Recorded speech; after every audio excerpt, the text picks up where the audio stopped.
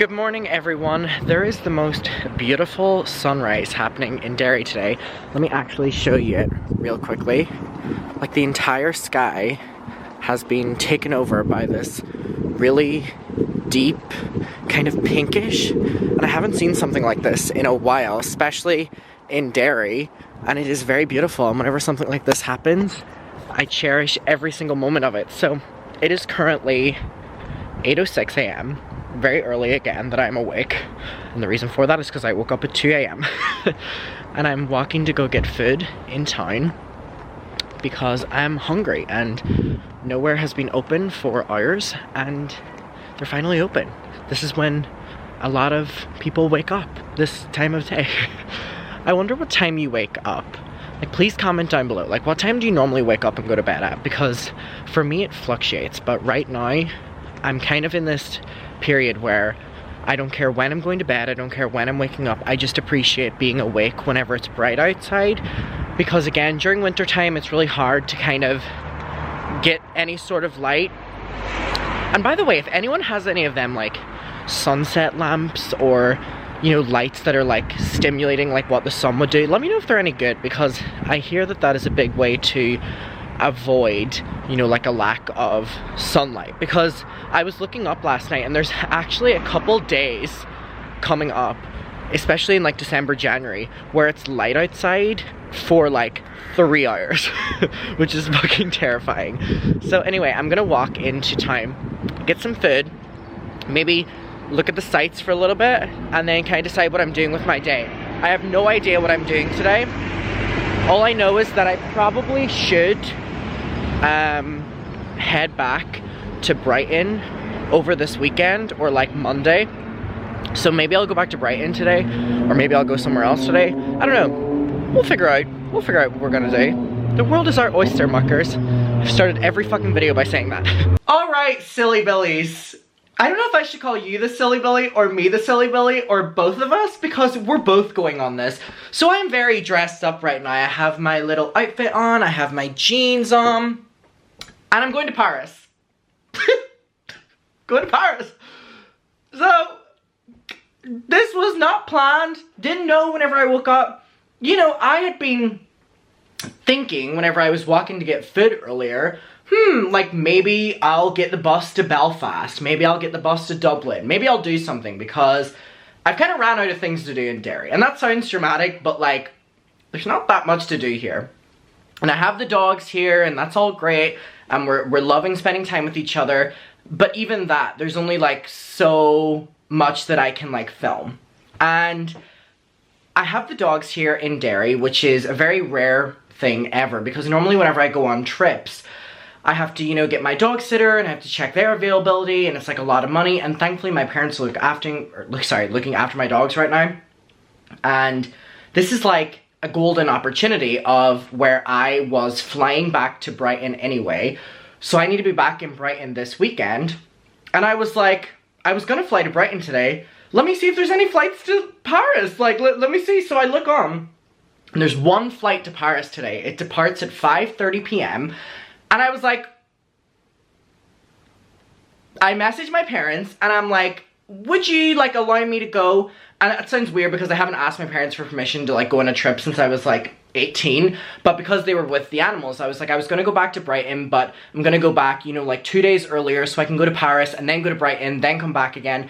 So then I'm gonna be back in Derry for a week and then I go to New York. And they were like, yeah, do it. And my mum loves whenever I go and I'm able to vlog it, and you know, I'm just so happy in Paris. They're really supportive of it. And I was like, okay. So I booked it, and it's currently 1:30. I'm gonna get the bus to the airport at 2. I'm gonna get to the airport at 4:30, or no, 3:30, and then my flight is 5:30. I have my face up really high, by the way. I'm not trying to be like, ooh, like jawline or anything, because it's like not really there today. But basically because the only light coming down is from right here, and if I do this, it's just really unflattering. So we're just trying to do the high angle right now. So I booked everything super last minute. I was like booking things for the day. So like the hotel that I was checking into today, the flight that I was getting on today, and I haven't done this in a long time because I haven't really gone on like a spontaneous trip in a while. I've normally like planned them out in advance. For example, like the New York trip next week or the week after, 2 weeks time, has been planned for ever since Mariah Carey announced the tour dates. So this one was fun. It was like literally last minute. And so I'm staying in a different avenue of Paris than I've ever stayed in before. I've never stayed anywhere close to this area before. There was actually a surprising number of hotels available. This one was kind of just screaming out to me, and it was an area in Paris that my friends recently stayed at, and they thought it was like a really safe and nice area. Didn't have a lot of it had a lot of locals. Sorry, I still am like woken up at like 2 a.m. so I'm like starting to get tired. So this is gonna be a disaster of a day. Or maybe it's not, it's gonna be a fun day. But there's not a lot of tourists, but a lot of locals. So it's gonna be more of a Parisian experience, and I'm very excited for it. So booked the hotel, booked the flights, then I've booked my flight for, you know, going to London so I can go to Brighton for a couple days and then I can come back to Derry again. So I got it all booked, and that's what I've been doing within the meantime. But now I'm gonna walk into town to get the bus, and yeah, we're going to Paris. But I'm meeting up hopefully with one of my friends tonight, and we are gonna go to like a little underground jazz bar club. We're gonna see if that works out. If she comes with me, that's great. If she doesn't come, I think I'm still gonna go on my own, depending on if I haven't fallen asleep by that stage. But I'm only in Paris for a couple days, so I'm gonna make the most of it, and it's my favorite city in the entire world. Yeah, I would say Paris is my favorite city in the entire world, and then it's followed by New York. So we're gonna go to Paris together, and it's gonna be super fun. I guess this is really vlogmas then. Like, Jesus, like we're gonna be vlogging the next couple days. It's gonna be fun. Okay, let's do it.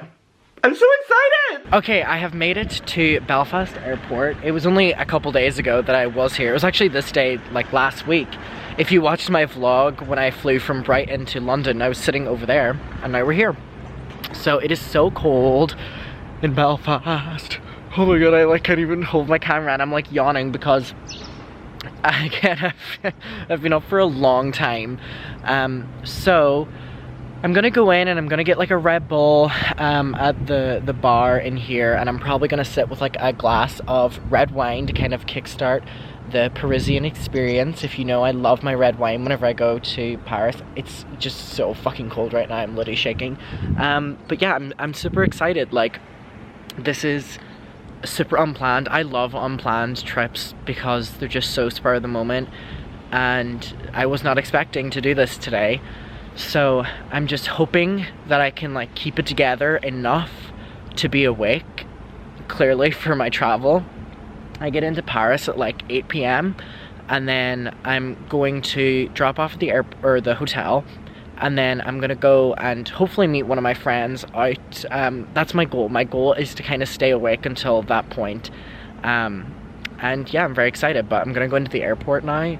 I think I'm gonna have like an hour and a half maybe, and my mom is calling me, so I'm gonna go talk to her. Okay, I'll talk to you later.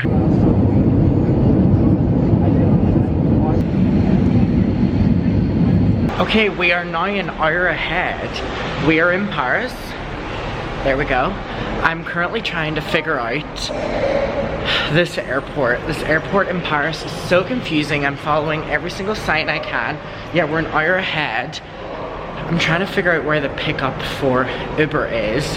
I always forget, and then I'm like, oh, it's so easy. I'm gonna try to figure it out. I think I'll find it. I'll find it. Okay, I found it. All I had to look for was a big sign that said to fucking B. So I've called my Uber and I'm talking to him through Google Translate. So it's gonna take like 30-40 minutes to get to the hotel, and then I'll update you from there. Welcome to Paris, bitch. Hi muckers! Hi muckers! So we have made it to the hotel. I'm getting more delirious and more tired as the day is going on, but I have made it to the hotel, and this is the room. I'll kind of give you like a quick little overview. I've never stayed in a room like this before, where it's like all colored, like colored carpet as well, and everything's matching. It's actually really cute, and it kind of just feels like I'm staying in like my grandparents' house. Like there's like huge pillars and all like little tea over here, this little chair, like the window. We have this little desk over here, and we have the bathroom, which has tiles that my nana and granda have. We have the little mirror, we have the shower, we have everything. We have a toilet which is wrapped to show me that it's clean. Nice. I look tired. I actually do want to like sit on this bed for a second and kind of let you know where I'm at. Okay, so, oh, I'm just so excited to sleep tonight. I'm gonna have like the best sleep ever. So let me tell you where I'm at. I just got the Uber. I arrived here, obviously. Now, the hotel was like a last minute purchase, but I knew that I wanted to stay in this district. This district is the district that, there's different districts in Paris, and I normally stay in 7th and 8th. 7th has the Eiffel Tower, and 8th is like really great for like restaurants and stuff like that. So I haven't stayed in this one before, and it's the one that all of my friends stay at whenever they come to Paris. And I don't know why I've never stayed in it, because just, I don't know why I've never stayed in it, because it seems like right up my alley. Like, it's very gay friendly, a lot of gay clubs, a lot of gay bars, very artsy. There's not a lot of tourists, apparently. Apparently it's very like locals heavy. So I'm trying it out, and this was one of the only few hotels that were available, and it was kind of in the price range that I normally pay for a hotel, so I kind of didn't know what I was expecting. So I show up to it, and it's quite a small hotel. Like there's like 7 floors, but whenever you like walk into the hotel, like it's not that large, but then it like goes up the ways a lot, so it's more up the ways than out the ways, if you get what I mean. And the guy at the reception was so lovely. He didn't speak any English, so you can imagine that was a fun conversation. But I'm in France, so it's my fault that I don't speak French or whatever. But there was no problem or anything like that, and he wasn't being rude, and I wasn't being rude. But he did say something that kind of has me a bit nervous. The keys aren't like a normal hotel. Like whenever I go to a normal hotel, you normally get like a key card or something like that. You never normally get like an actual like huge key. And I'm not talking like a house key, I'm talking about like a huge key, like one like this size, right? And it comes with this huge big wooden thing attached to it that has like the number of my room. And I was like, I almost laughed when he gave it to me, because I was like, this is so silly. And he goes, when you leave the hotel, give me your key. And he was kind of like saying it in like, you know, because he didn't speak English, so I was trying to, I thought I maybe wasn't understanding him correctly, but he was basically saying like, when you leave your key with me. You do not take your key outside this hotel. So then I was like, I can't take my key out? And he was like, no. So that has me kind of concerned that like I have to hand over the key to reception every time I leave the hotel. It kind of makes me feel a little bit unsafe, because what if I leave all my stuff in here, clearly because it's my hotel room, and then they're like, oh, we don't believe that you stay here, or we're just keeping your stuff. That kind of has me on edge a little bit. And I just had a little mini breakdown to my mom on FaceTime about it, where I was like, it kind of is making me feel a little bit unsafe. I understand why, because they're like actual keys and they don't want people losing them, I guess. But like, renovate, babe. Like, renovate the hotel a little bit. Because the rooms are nice, and it's like, I don't know why it's so outdated. But anyway, that has me a little bit wary. So every time I leave the hotel now, I'm gonna have to like bring my ID with me, just in case anything was to go wrong. I would literally be like, here is my ID. I'm on paper, staying at this hotel. So that's something. Oh my god, I can't wait to sleep tonight. I can't wait to sleep. It's only like, I don't know what time it is. It has to be like 9 p.m. which is not late at all. It's just because I'm like basically on an all-nighter. Like, I woke up at 2, which I've said profusely. I'm so annoying that I keep repeating it. But I'm almost considering just like going out, not venturing far, but like walking for a bit, having a glass of wine. I feel that if I have a glass of wine, it'll make me I'm like messing up my words. That's how tired I am. But I'm not in Paris for that long. I would rather go tired than whatever. And that's why my body gets so sick every couple of weeks. Because I push it to its limits. But I would rather push it to its limits in Paris than in Brighton or Derry. So I think I'm going to walk outside the hotel, hand my keys over apparently, and get a glass of wine. I mean, it's too late for food to be served because they normally stop serving food at like 9:30 out here, which is so bizarre because they only start, it's like acceptable to only eat dinner at like 8 p.m. and then they stop serving it at like half 9, 10. What the fuck's that about? But I ate on the plane. I got a little toasty, which was awful, but I ate it because I was hungry, and a Pringles can, you know, the really small ones, really cute. So, and a Coke, Diet Coke.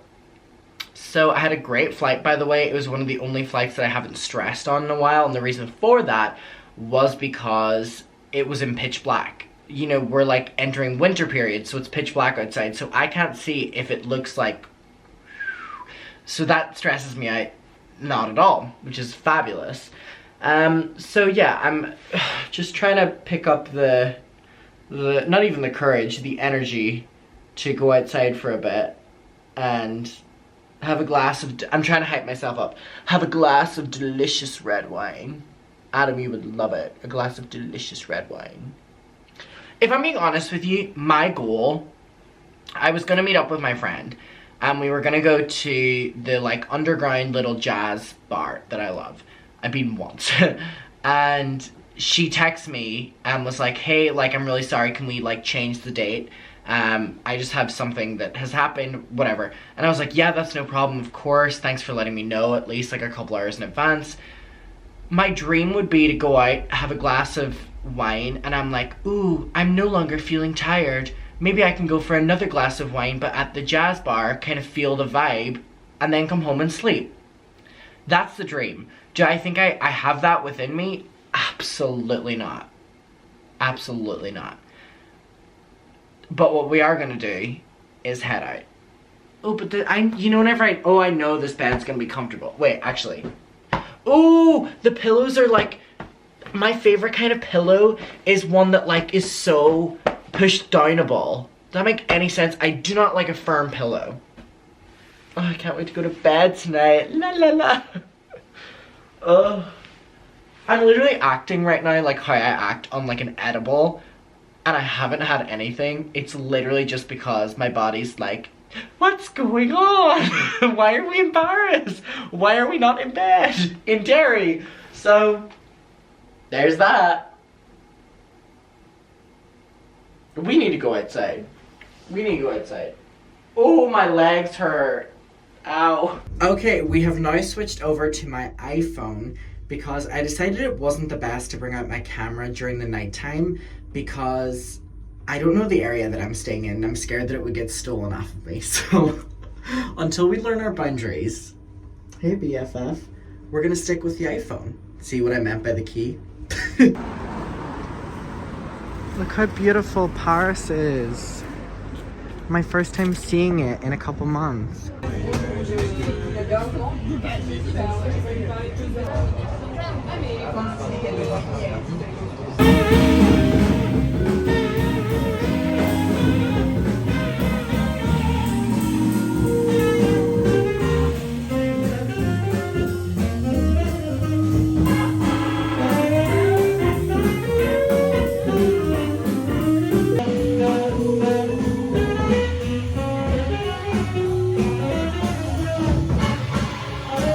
Okay, so it is now 37 minutes past midnight, and I'm surrendering to the day. I'm surrendering to the day. Like, this has been an amazing, unpredictable day. I'm literally just seeing that on the table, they have like laminated into the table the cost of like the Coke and water that is in the mini fridge, and it is €5 for a water, €8 for a Coke. They're going insane. Anyway, I ended up going for a glass of wine at like a cafe restaurant that was nearby. That was fine. However, I'm staying in a district of Paris, and I chose it for this reason, that basically is like no real tourists and a lot of like locals. I didn't really think about the fact that they don't all like understand me. Like, that, it sounds like such a stupid thing to say in theory, and I understand that, but like I kind of took it for granted at the fact that like I always feel so bad that I don't speak fluent French, or you know, it's very broken French. And whenever I visited Paris in the past, I've gone to different districts where, you know, other people will either speak English or they speak, you know, the same level of English that I would speak the same level of French, and it's been easy to kind of communicate. Well, out here, because it's like French locals, it's like fully French and like no English at all, which is perfectly fine because I'm in France. So, you know what I mean? Like I'm saying it like this is a given. This should be a given. Like it's my fault for not knowing French, whatever. But it was super, it kind of took me off guard. I went into the cafe and I kind of, you know, did my order in like broken French, and they were like, huh? They like didn't know what I was saying whatsoever, and it kind of took a bit to get my order in because my French is so poor. So anyway, I did end up getting literally just a glass of wine and water, and that was fine. And I love going to like cafes out here because I literally just people watch, and it's really like a reset where I just like think about a lot of things. And then after that, I was like, I really do want to, like, I was remembering what I was saying back there. I'm just so excited to sleep in that bed. I was like, I really did say I wanted to go to that, like, jazz club, that little underground jazz club. Like, it's one of my favorites in Paris. So I was like, all right, I'm gonna go for a drink. So I Uber there, and I go, and it's just so beautiful. And listen, I was literally like falling asleep. I was sitting down and I was like so tired, but the music was just so beautiful. And what was so beautiful was the fact that, so I had a glass of wine in there and I didn't even finish it because I just couldn't. I was just so tired. But anyway, it was just so beautiful seeing so many people in love. And that, I don't know if that sounds weird or anything like that, but like, it was just a bunch of different couples dancing on like this ground. And you know, I recorded it where they're like dancing, and it was almost like ballroom dancing, like jazz dancing. It was so silly, and I loved it. Silly in the best way that can be. And it was like a room filled with love. And whenever I was there last time, I discovered that jazz place on like the last day of my trip, and I was like, damn, like I really wish I had, you know, discovered it beforehand. So now on this trip, like I'm aware of it, and I really like want to kind of go every night, because even if I just get like, you know, like a water, or even if I just get like a Red Bull or a Coke or something like that, it's so nice just to sit down, and it's just such a loving environment, and everyone's hyping up the performers, and the performers are so amazing, and the music just fills with the acoustics. But yeah, the main thing was just like, it was just so nice seeing so many people in love. And it was like, normally whenever I see things like that, I get kind of down in the dumps where I'm like, oh, I'm not in love, and you know, I don't have anyone that like romantically, you know, whatever. But whenever I go in there, I don't feel like that. And I feel like that in most places where it's kind of like lovey-dovey.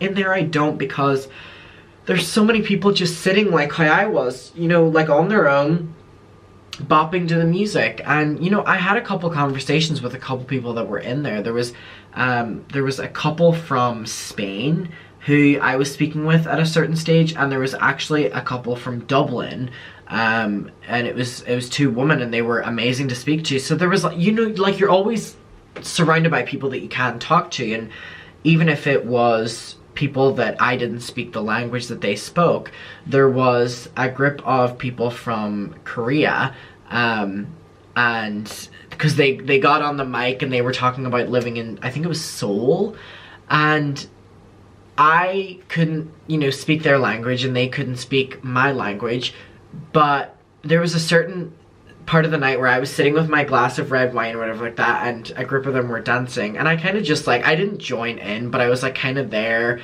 and I was, you know, a little bit away from them, and there was a couple other people standing on their own a little bit away from them, and we were all just like swaying like this while they were dancing, and then they were like dancing, like pointing at us or whatever. And it was just like, music is so beautiful, the way it connects people. And like, that was a room of people who, probably if everyone was to sit down in that room, didn't speak the same language, it has completely different stories, and that is such a beautiful thing. And it really was just like a room of love. And seeing again that many people just like in love, and so many generations of it as well. There were couples in there that were like my nana and granda's age, and there were couples in there that were my age, and it just kind of made me feel so warm inside. And so like there was like a stage where I literally wanted to cry, and I didn't want to cry because I felt sad, I didn't want to cry because anything, I just wanted to cry because I was like, this is so sweet. Like I feel like it's just because I'm tired. It's like gonna set me off, but I was like, this is just so sweet to see so many people just like there's so much shit going on in the world, so much shit going on, and I assume every one of those people's lives, but in that room it was just caring about the music, and it was just caring about having a good time, and it really was beautiful. And I've been to a couple places out here in Paris where that has been the energy has been, you're not even talking to people, you're just, and even if you're not dancing, you're moving, you're swaying, you're there, you're present. And that was like the main thing. Like everyone there was like present, and it was just and I'm a sucker for seeing, I like seeing old people and like old couples. Like I am a sucker for that, and just seeing how in love they were still. And it would just, it really was such like a beautiful night. And I was only there for like, I don't know what time I got there at, but I didn't stay for that long. But I stayed for the entire band, their duration, their set. So I probably was there for like 40 minutes or whatever. But it just went in like that because, and the staff were so amazing as well. The staff didn't speak any English, and they were like apologizing to me for not speaking English, and I was like, no, it's like my fault. I was like, my fault, like no parle français, like my fault, like you're fine, like I'm here, you know what and they were like, no, like, and it just like, I know a lot of people who watch my Paris videos are always like, have a preconceived notion that people in Paris are rude, or that they've encountered, that people have told them that French people are rude. And I know a lot of my like people that I know back in England have always said those stories, and I'm like, that is not the truth. That it could be, that is not, like, so far from the truth. French people and people in Paris that I've met, there has been some negative experiences, but for the most part have been just the most like chill people. And I know that a lot of people will be shocked to hear that about like me talking about like people in Paris, because it's known as like a very like hectic city. It really is just kind of like an open, like loving environment, and I really did have a great time tonight. And I have been thinking about that club ever since I went a couple months ago, and to be back there tonight was just like, ugh, it felt so good. But anyway, it's, you know, late now. I can't believe I've lasted this long. This literally means that I've been up for 24 hours. And let me tell you, a lot of people are like, ooh, what's Adam doing to stay up for 24 hours? I feel awful. I feel awful. I want to go to bed so bad, and that's what I'm going to do. And I'm going to sleep for so long. I have the most bloodshot eyes. Trust me, I'm ready for this sleep. If I just close if I blink long enough, I'll fall asleep. But muckers, thank you for joining me on this really bizarre, hectic day. Hopefully tomorrow will be a little bit more structured. No promises, because I'm sure I'll still be sleeping for a while. Be patient. But I love you. Thank you for being here. I will see you in the next one, and bye.